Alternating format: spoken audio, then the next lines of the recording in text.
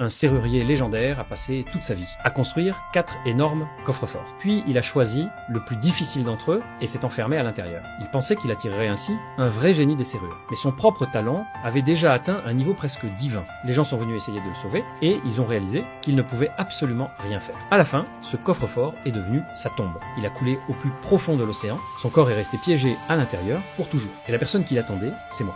J'apparais enfin aujourd'hui, 100 ans plus tard. On m'appelle Ataï. À l'apparence, je ne suis qu'un simple employé de la banque du baron. Je fais chaque jour les tâches les plus basiques. Mais personne ne sait que j'ai une autre identité. Je suis un maître de l'ouverture des coffres-forts. Même une serrure de très haute difficulté, je l'ouvre en seulement 8 secondes. Mon rêve est de pouvoir un jour ouvrir les 4 serrures légendaires du vieux serrurier. Mais même avec mes capacités, personne ne me remarquait jusqu'à ce jour-là. J'ai reçu une lettre anonyme qui m'invitait à mettre mes talents à l'épreuve. Au début, je croyais que c'était une blague. Mais après y avoir réfléchi longuement, j'ai décidé d'aller voir de quoi il s'agissait. J'ai suivi l'adresse indiquée sur la lettre. Après avoir donné le bon mot de passe, un garde du corps devant la porte m'a conduit à l'intérieur. C'est alors que j'ai vu toutes les personnes réunies. Ce sont tous des maîtres de la serrure, des experts de premier niveau venus de différentes villes. Je suis le seul sur place à être complètement perdu. Je pensais que ce serait une réunion sérieuse. Au lieu de ça, on m'a jeté directement dans une compétition d'ouverture de serrure. Je n'avais pas le temps de comprendre ce qui se passait. Quelqu'un a ouvert la première, puis un autre la deuxième, puis la troisième. Il ne restait plus qu'une seule place pour passer le tour. C'est alors que je me suis enfin mis en mouvement.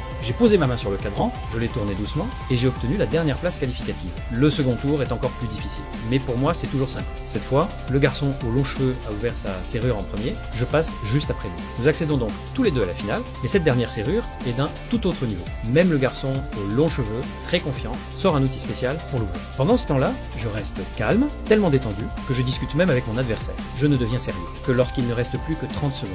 Les gens ne voient que moi tourner le cadran. Les mécanismes internes s'enclenchent parfaitement. 1, 2, et à la fin, je gagne toute la compétition. Ce qui surprend tout le monde encore plus, c'est que toute l'ouverture ne m'a pris moins de 10 secondes. Puis j'ai remarqué une femme parmi la foule, elle s'est immédiatement détachée du groupe, elle est pure et naturelle, comme si elle n'appartenait pas du tout à ce lieu.